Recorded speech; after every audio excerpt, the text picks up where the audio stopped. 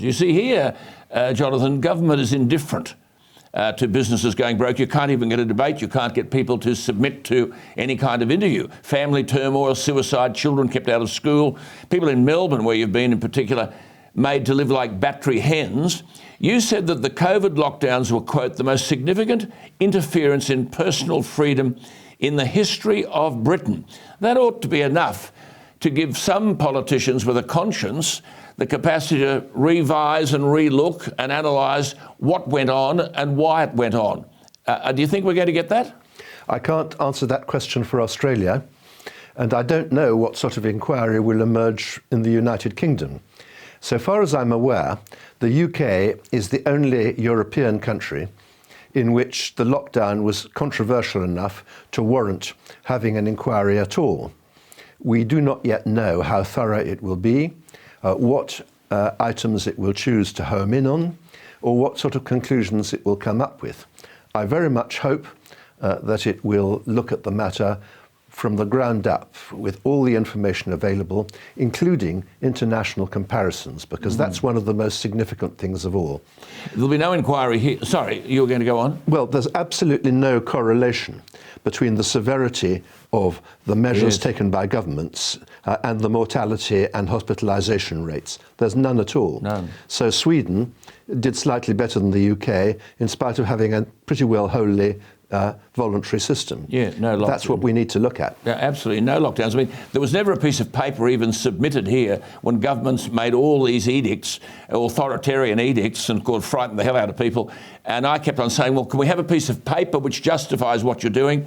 And they didn't want to know about it. Jonathan Sumption, there'll be no inquiry here because both major political parties were complicit. But you said, and I quote you, scientists can advise what measures are likely to reduce infections and deaths, but only politicians can decide whether those measures make sense in economic and social terms. But, Jonathan, we had chief medical officers here becoming de facto governments. And there was never, as I said, a single sheet of paper provided which justified the dictatorial regimes that were being imposed. How does the person viewing you here tonight come to grips with that and remove the impotence that they feel? Well, the first thing you've got to do is to persuade politicians to behave like politicians.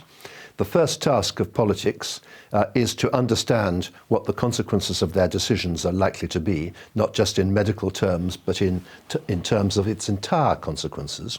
And the second task of politicians is to weigh up incommensurable factors. You've got to weigh up the alleged medical advantages of your policy against the social and economic and educational disadvantages.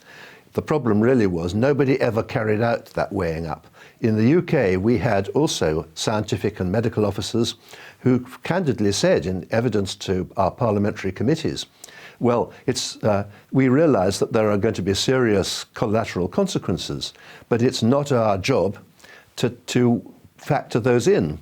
And they were right, it wasn't their job. But the problem really was it was no one else's job, or at least no one else who was prepared to do it.